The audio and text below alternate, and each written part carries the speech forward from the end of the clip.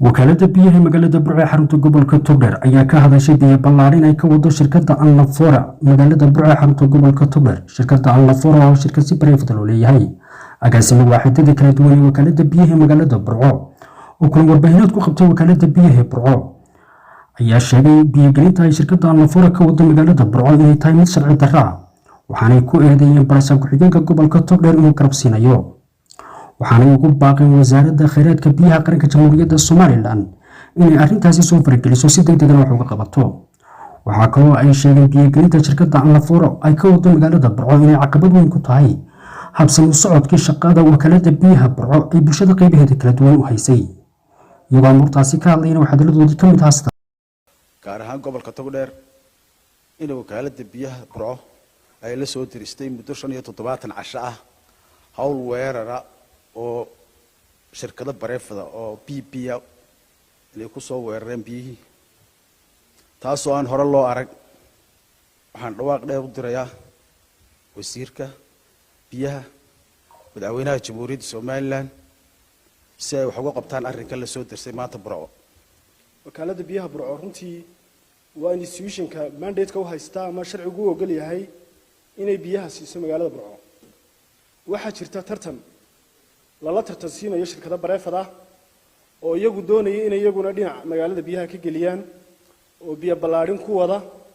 3 shirkadood baa jira bareefada runtii laba way iska shaqeeyeen waxba ma shaqeeyaan, laakiin shirkad baa aad moodaa in lala shaqeynayo oo muddooyinkii ugu dambeeyay haddaan idhaahdo 2 bilood ugu dambeysayna laba laabtay hawlahoodii shaqo ee biyo gelinta magaalada. waa shirkadda Alnafora ee loo yaqaano Salmaan Kulul. runtii shirkadaasu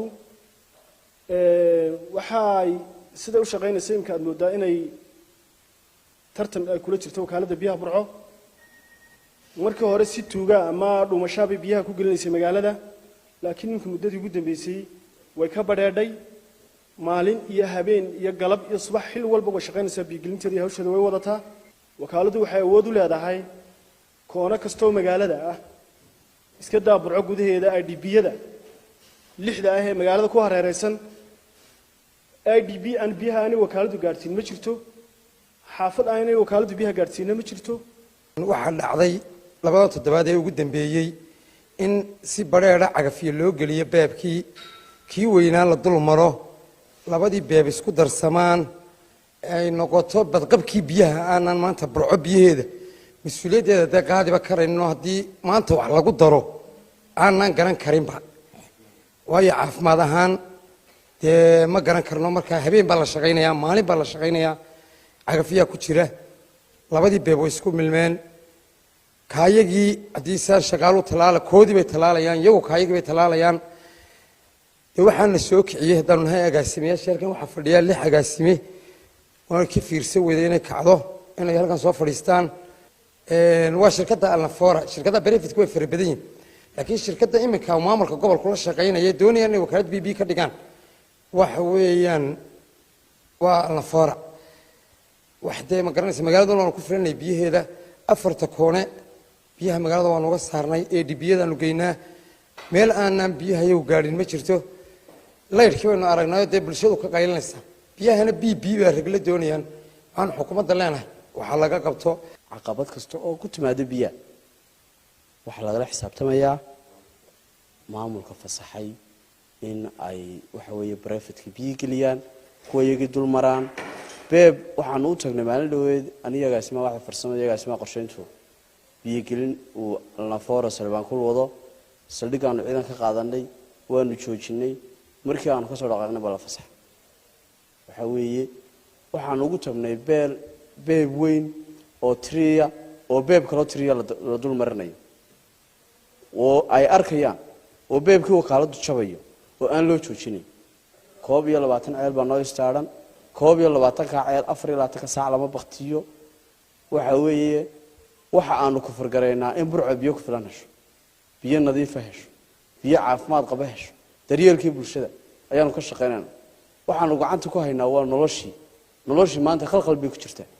khalkhalkana waxa gelinaya maamulkii iyo shirkado bareefada. waxay u baahan tahay aan wasiirka wasaaradda biyaha Cali Maxamed Xasan madaxweynaha qaranka Muuse Biixi Cabdi iyo laamaha ammaankaba waxaan ka codsanaynaa qayladhaanteeda inaan la dhayalsan ee la soo gaadho gacan biro lagaga qabto maanta wax weeye gudoomiye ku-xigeenka gobolka Togdheer wuu hadla TV-gu ka hadla wuxuu sheegay in waxa weeye cid gaara area loo xiray waxba kama jiraan waanu beeninaynaa inuu hadalkaas jiro wax alla iyo wax ka jira ma jiraan waxaan halkan ku cadeynaynaa 22 ceel ay ka shaqeeyaan degmada isla markaana dhammaan ilaa IDB-yada oo u jira 7 kiiloomitir qaarkood ay biyaha si haqabliye u gaarsiiyaan kuna filan tahay sabab ay shirkado bareefada u soo galaana aanay jirin maadaama ay wakaaladii dawladdu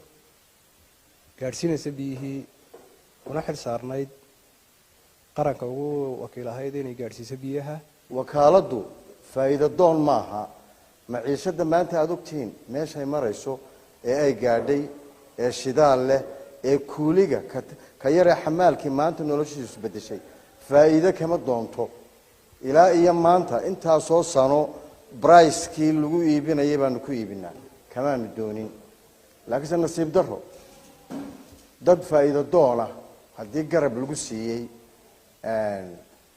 xilkii ummadda laga saaraa dawladda ka saaraa waa Siciid Cali Cismaan Xalays telefishinka caalamiga ee Gobonimo magaalada Burco ee xarunta gobolka Togdheer